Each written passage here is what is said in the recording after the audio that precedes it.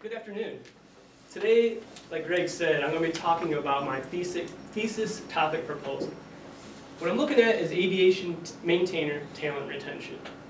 More specifically, what I want to look at is how experience levels affect our readiness for F-18 Super Hornets.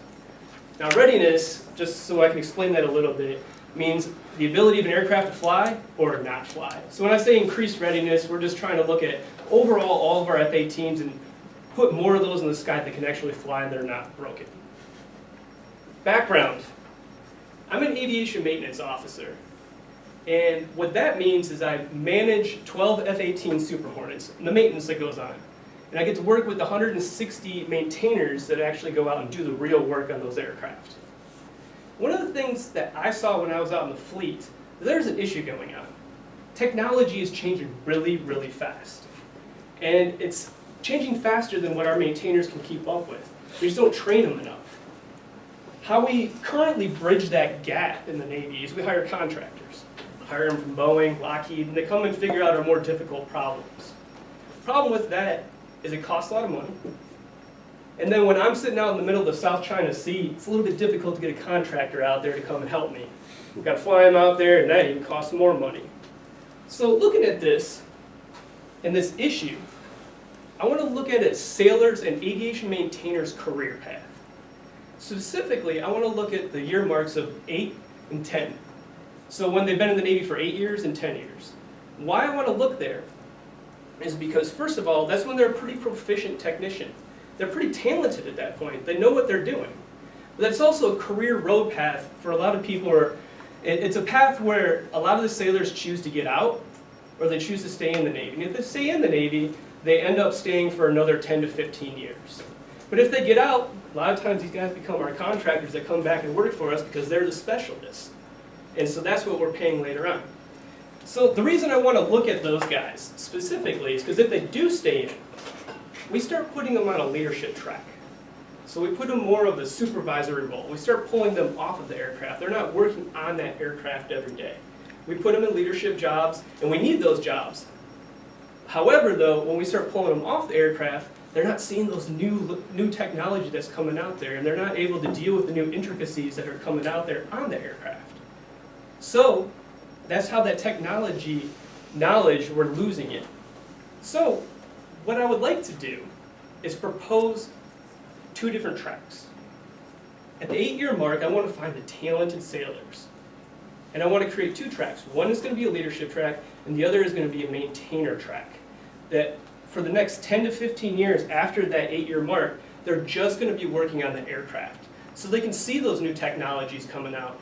And the reason I want to do this is a lot of times our maintainers, like sometimes they don't want to be managers. They don't want to be leaders. They just want to work on our jets. They want to fix things. And so I want to create a track for them, and I want to prove that through my thesis research. How am I going to do that? That is the question. First thing I'm going to look at is experience. And I'm going to look at experience in the Navy and see if I can measure that. Experience of a sailor. And then I want to see if I can correlate that to increased readiness of our F-18 Super Hornets.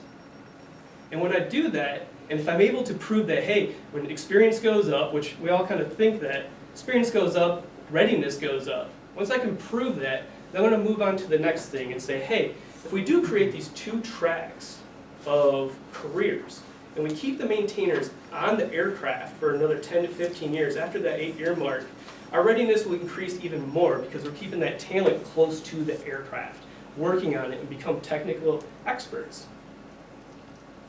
So to prove that portion is a little bit harder. And we're going to have to look to industry and what industry is doing out there to already do this.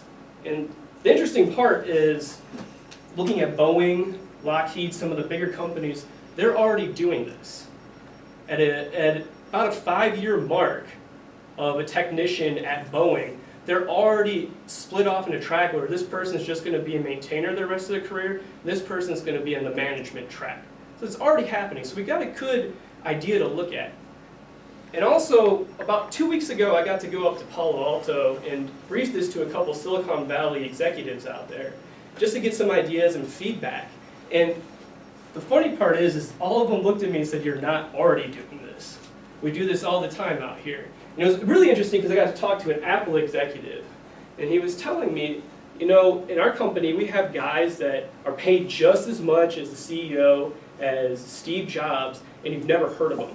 But those guys are sitting in a back room right now that just love to create things. And they're creating things like the iPhone. They created iOS. These guys you'll never hear of, but they don't want to manage people.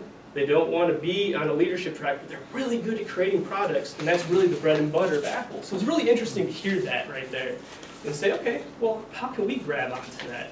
Let's look at it and reflect it and do it ourselves. So looking a little bit more into it, I think there's a really big need for this.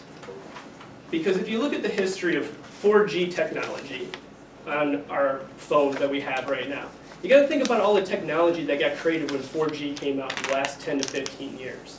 You got to look at how the iPhone just accelerated how the new products were coming out there and data sharing. The next thing down the line that's coming in the next couple of years is 5G. 5G is going to put gasoline on the fire. That technology is going to really, really change fast. And I believe fully that if we're going to get ahead of that technology, we've got to invest in our talent. Because there really is some talented maintainers out there. And we need to put them in the right spots. And I think the right spots for some of them is not so much a leadership track, but keeping them right on the aircraft where they're really good and they're really creative. And keeping them there will get us ahead of that technology. Thank you.